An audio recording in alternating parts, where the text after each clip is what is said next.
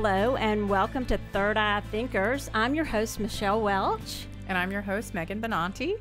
Well, so Megan, we're here and I'm actually on time this week. Yes, Last week I was stuck in traffic for 2 hours getting here. Brutal. So I am on time. So here we go. Yeah. So let's talk about a little bit about why we decided to have this show. What are your thoughts on that? Well, this was an opportunity for us to go in and help people and give sort of guidance and ideas and just things to think about. So we're the Third Eye Thinkers, and that is the idea that we want to help you open up your third eye and what's going to work for you. Michelle and I have had kind of a lot of experience in the field, and we like to explore a lot of ideas and thoughts, and so that's something that we wanted to begin to open up for you guys. I found personally with my own clients that a lot of people come in and they're really seeking on ways to grow spiritually, and they're not sure what that's going to look like for them, and they don't want to be they're afraid of like jumping off the deep end, of something being too freaky for them, but sometimes their traditions that they grew up with aren't working anymore. What are your thoughts? Same. I think when, for us, we were talking earlier about how kind of the mainstream and what is normal. I mean, for me, look, beads and fringe and all those sorts of things, but to introduce to people, what is a psychic and are we really that strange? And to have a podcast where we could just talk about that and to say to people, really, it's not what TV always portrays it to be, or movies, right? Because it's the word psychic, and we'll get into that in a little while, but it's gotten a bit of a bad name, over time, and so we just wanted to bring it back down to where people could approach us and know that we're approachable, we're normal, whatever that word means, a little bit of mainstream. I'm an attorney.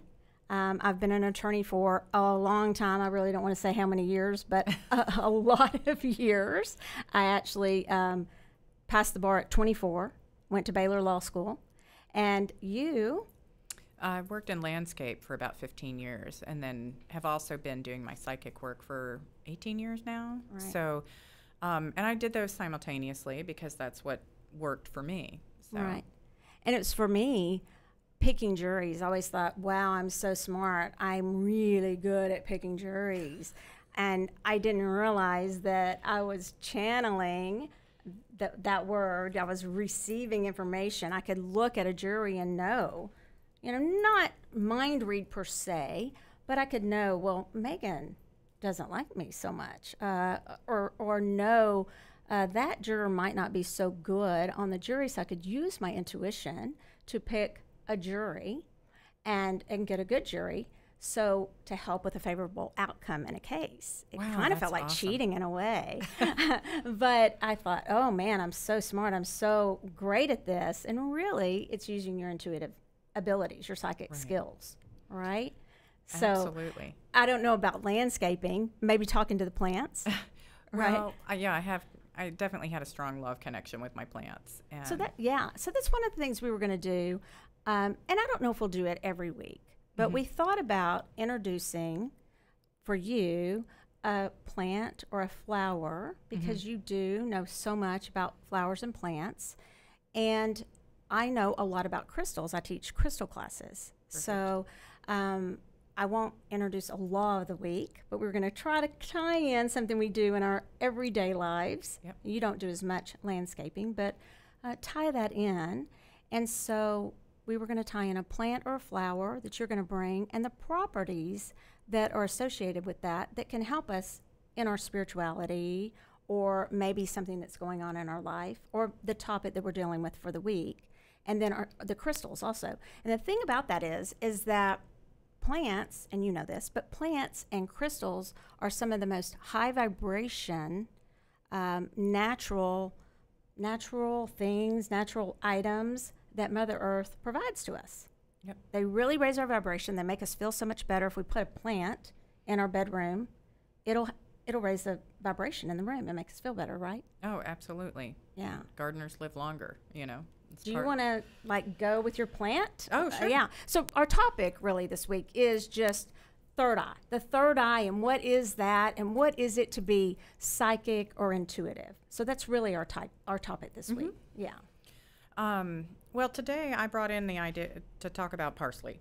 And because it's one of those herbs that everybody's really familiar with, and it's going to show up anywhere from in your kitchen to every single restaurant because it's going to add color to the plate. But parsley's a great herbal medicine. What most people don't know, it's like 20% protein. So, I didn't know that. yeah, it's really, really good for you. It's got vitamin A. There's a series of B complex in there, C, K, and it has a really relaxing antibacterial action. So if you're struggling with indigestion, bad breath, you need help with your bladder, kidney, liver, lungs, stomach, or thyroid function, parsley is going to be really good for that. It actually has more calcium, more vitamin C than an orange by weight, which, I mean, Really? that would take a lot of parsley, but it's got a tremendous amount of vitamin C. One of the interesting tidbits about it, though, that I found really fascinating was that it helps with bedwetting. Really? So, yeah, if you're Write dealing with that somebody who's down. incontinent or you're training your toddler, just throw some parsley into that smoothie and they will have no idea that it's in there, but that might actually help. So, Wow. all around good plant, yeah. And it looks pretty, it's always going to add color. But yeah, to me, plants are one of those things that are going to add to your daily life. It enhances it, whether you're ingesting it or you're looking at it or you're smelling it and breathing it in. And it's providing oxygen for you and, you know, taking out that CO2 and anything that feels toxic in your home, in your environment. It's helping to clean that air and refresh things. So it's really important. So you guys, Megan's a badass. So we were trying to make it to the airport, or I was there, Yeah. and you were stuck in traffic. Oh, yeah. We were going to New York, but later she tells me, well, you know, they took my knives, and she tells me about all her machetes that she has for all of her landscaping. I'm like, she's such a badass. All her knives and machetes. It's pretty cool. It was so funny. Yeah. Yeah, no, I forgot to pull my knife out of my purse because I normally carry a knife. Yeah. And so that was confiscated, and I was like, oh. I mean, it was big. It was necessary, I'm sure, but I do, Right. and I'd keep a machete under my car seat. No, I mean, it was like, you know, about 6 inches, but it was a tactical knife, so Yeah. it's, you know, fairly Well, heavy duty. Can't take that on the plane. No. No. Okay. Well, so I started to think that I was going to go, well, I'll just say, lapis lazuli, or some people will call it lapis lazuli, or lapis, is the stone I thought of for the third eye, for psychics. There's a lot of, that's a chakra that we're talking about that's right here at our brow. And lapis is also used for our throat chakra, but it's a good one for the third eye. And I thought, okay, lapis, that's a good one. A lot of people may wear lapis. I think you have it on today. I have it Yes. on today. And about 2 years ago, I actually banned it from my store, Soultopia. I didn't buy it for a while because I realized, and there wasn't a lot of literature on this, but I realized that it was the number 2 source of revenue for the Taliban. In Afghanistan, the Afghanistan lapis. Now it comes from different regions, but the Afghanistan lapis is actually very beautiful. And lapis is a metamorphic rock. I mean, it has different things in it. It has some calcite in it, but it has pyrite in it too. The gold, the fool's gold, but it looks gold. So pyrite, and it's beautiful. It's a beautiful deep blue, and so I was just like, I'm not going to, support that. I don't want to get into political things really here, but it was the number 2 source of revenue or their funding after really opium, but drugs. And so all the mines that they could get this lapis from actually could pull that country out of poverty. But the Taliban was long story short, taking those mines over. So China now buys apparently a lot of the lapis from Afghanistan. And so now we do, I kind of broke down and we still will get it because I'm not always sure exactly where it's from. People will ask you because they want the Afghanistan because it's the higher quality. But that is a great stone. It's a great crystal for your third eye. And what I mean by that is it will help with your intuitive abilities. Even if you're not a psychic per se, it will just help you with that inner knowing of, you know, when you to trust your gut. Right. And the other one I brought is iolite. And iolite is it's a semi-precious stone. A lot of the jewelers will use it in their jewelry. I mentioned some before the show started, and some of the jewelry I have. It's a purplish blue stone, and it really is the color that the third eye is known for, is purplish blue. So iolite, I think, is a safe, non-political stone and it's actually very affordable. It's maybe about a stone about this, about the size, maybe 2 inches, 1.5 inch, tumbled, is maybe $4, $5. And it is very good to just hold and meditate with, to start receiving visions or things that,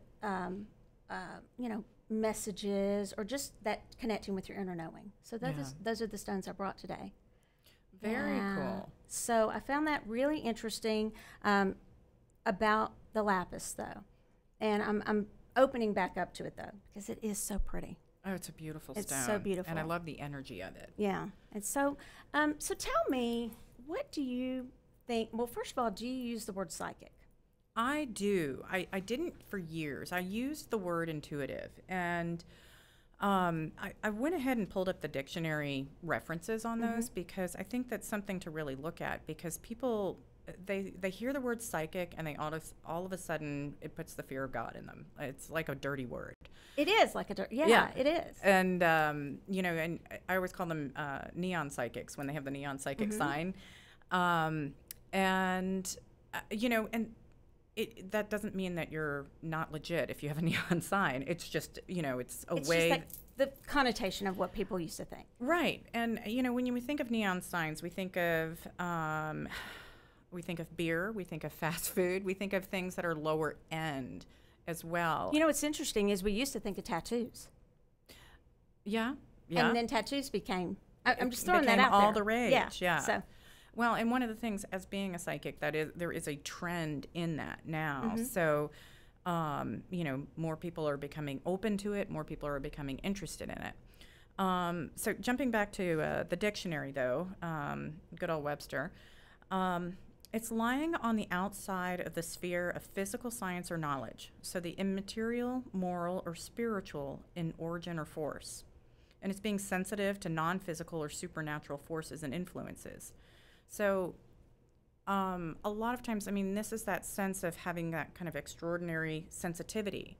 And to me, everybody's got that on some level. It doesn't have to be at the level I'm at or you're at, but we've also spent years honing this in and training with it. And there's aspects that, yes, you're born with it, but I kind of think everybody is. But it's also, if you look at the idea that some people are great artists, some people are great musicians.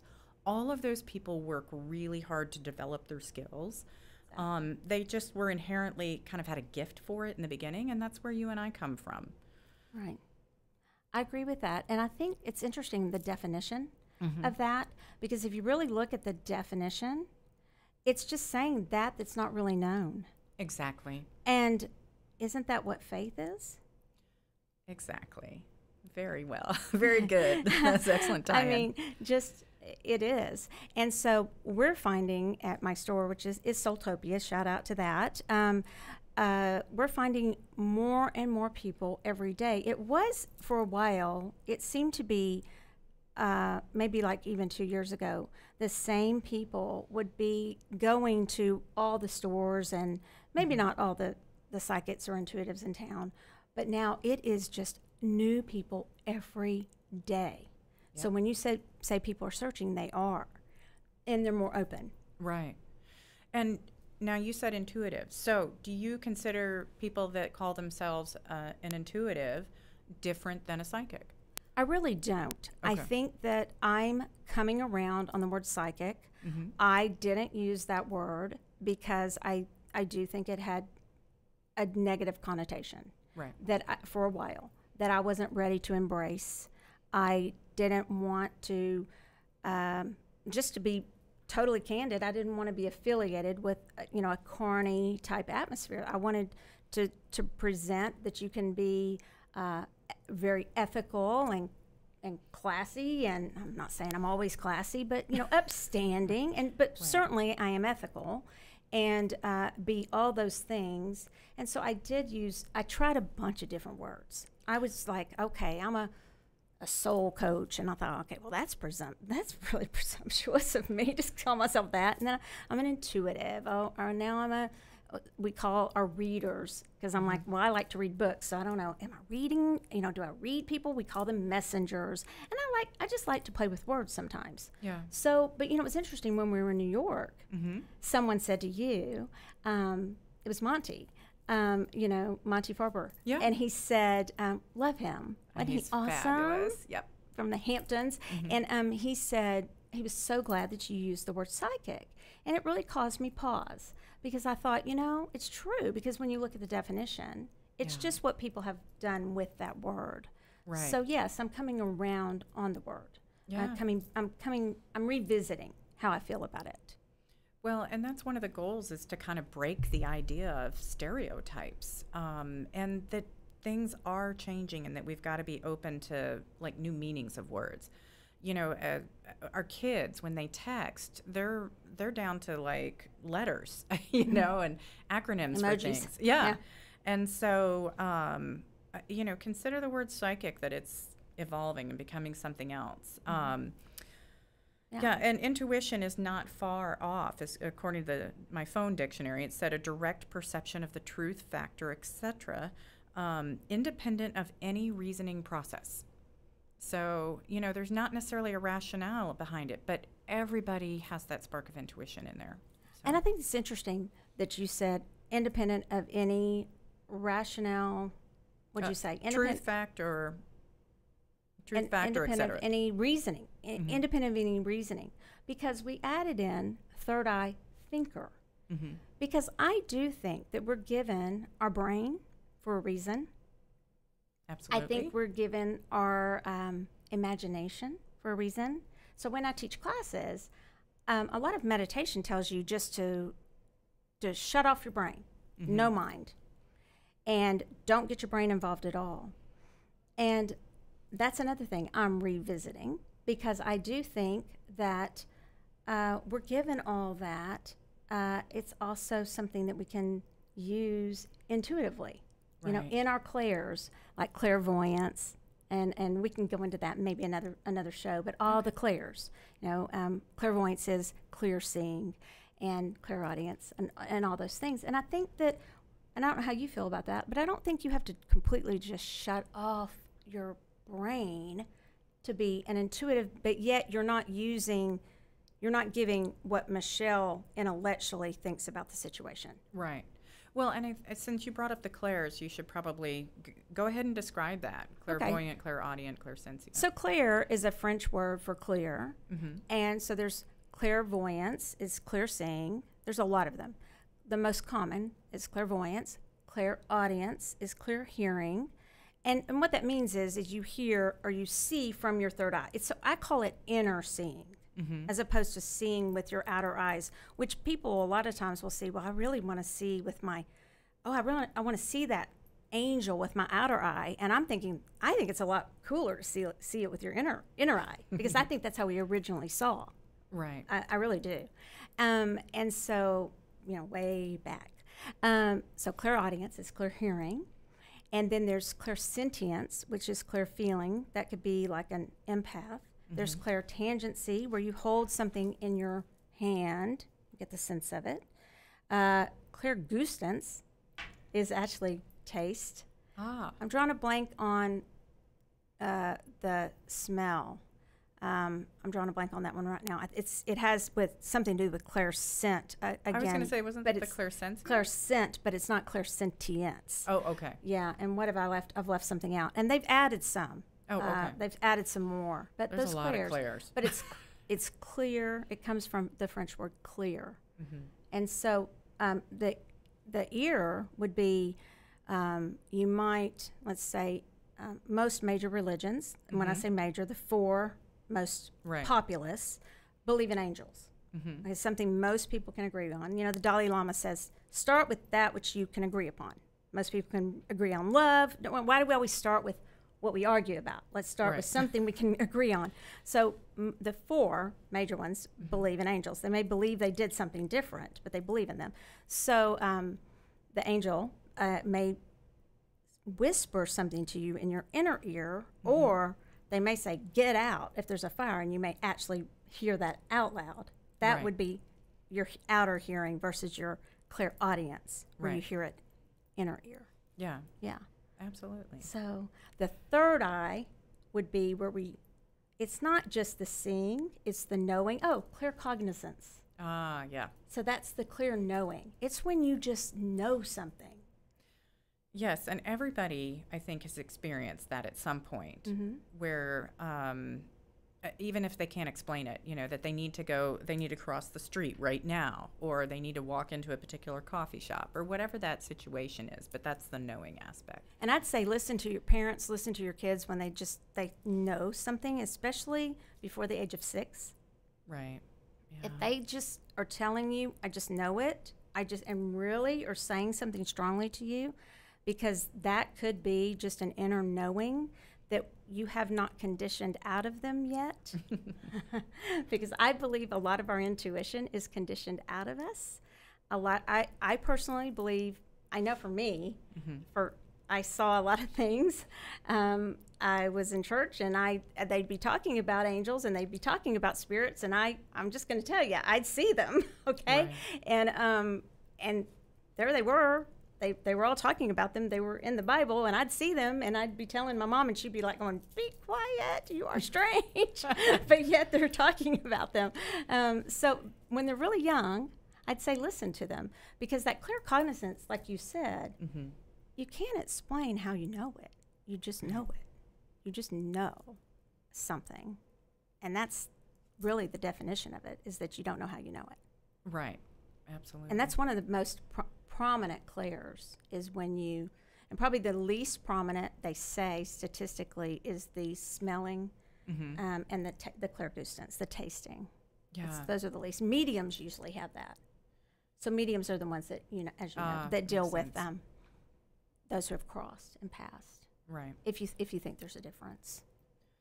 Well, you know, it's interesting you mentioned about children and how we sort of condition things out of them. You know, I always remember as a kid going, why are you angry? And hearing, I'm not angry, you know, and that's such a thing that we do. We don't mean to turn our kids off to trusting their own senses, but we are trying to, you know, either separate from a situation or not talk about a situation. We are not trying to turn them off, but we do have to be aware that that can happen to them. Right.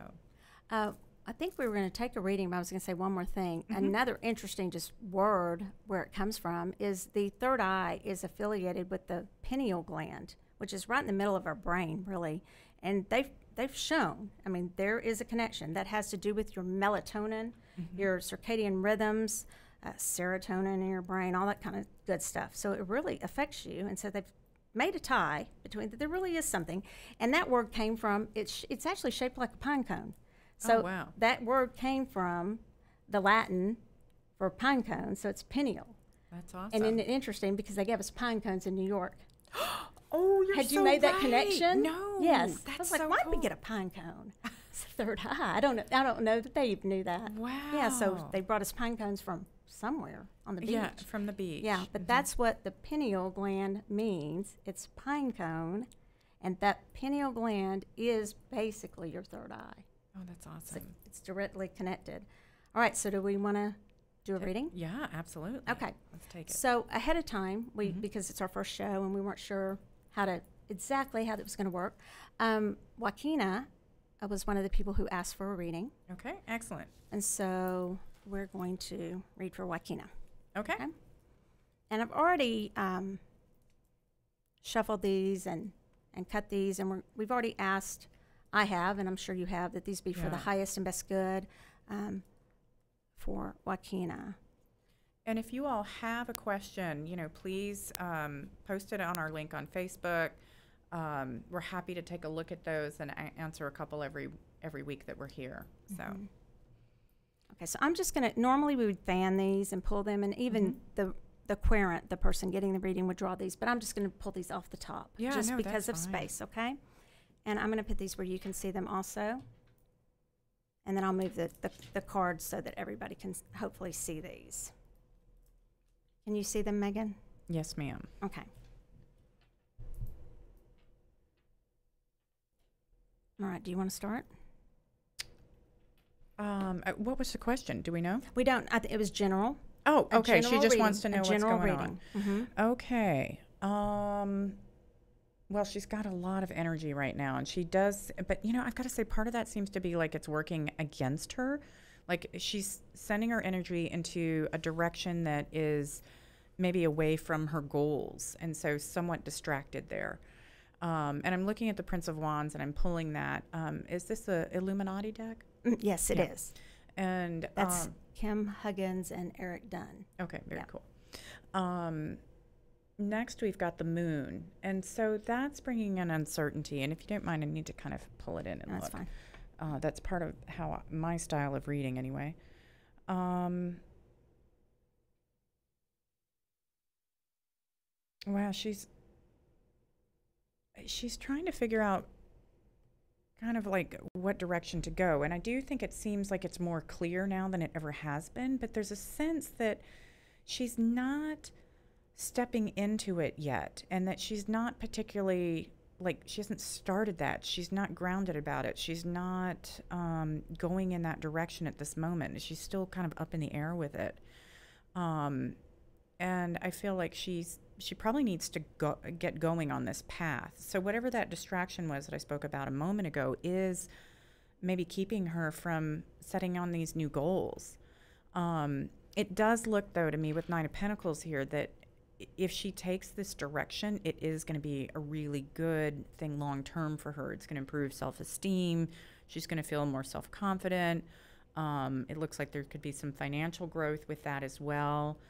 And it's also feeling like she can finally kind of take herself seriously, too. And that maybe she's been in more of a playful, youthful mode recently, which is fun, and we all need that. But sometimes we also want to feel like, okay, I've got my big girl pants on, And so that's what I'm pulling from the reading. Now tell me what you see there. Yeah, I went immediately to I feel like she's more in her creative space. Oh, yeah. So she's getting into her creative space, and it's almost like she's getting her wings. She's rearing to go, but at the same time, she keeps pulling back a little. She's pulling back. She's not sure she has everything she needs to accomplish what she's wanting to accomplish. So I believe we're getting a bit of the same thing, just saying in a different way. Right. And again, I too feel that she has everything she needs to arrive, if she will fully commit. Yeah. Fully commit and calm it down just a little bit. This feels a little, this is the Prince of Wands and the Moon, almost a little mood swingy to me. Yeah. Just a little kind of, oh yeah, I'm really excited. Oh, I'm not sure. Really excited. I'm not sure. And once she calms that down just a little. Yeah. Kind of how we felt before the show. I exactly went there too. I knew that's what you were doing. It's like, whoa, I'm not sure. Whoa, no. So once she kind of calms that down, then she's going to step up. And I do feel that she's going to really excel in the area she's wanting to. And I do believe that this is in a work environment for her. Right. Yeah. No, it does feel like career to me too. Yeah. So get serious and get committed with it. That's what I get. Awesome. And so I think that we just gonna have time for no more readings today. Okay. It's a wrap. Good. It's a wrap. So I just want to real quickly, can you tell us, Megan, briefly, where we can reach you if someone wanted a reading from you? Okay. Your website. My website is tarotdallas.com. That's TAROT Dallas.com. You can book readings with me. I do individuals, groups, and phone readings. So, and what about you, Michelle? And mine is at www.soultopia.guru. And same, all kinds of stuff, and come to our store. And until next week, keep third eye thinking. All right. Thank you.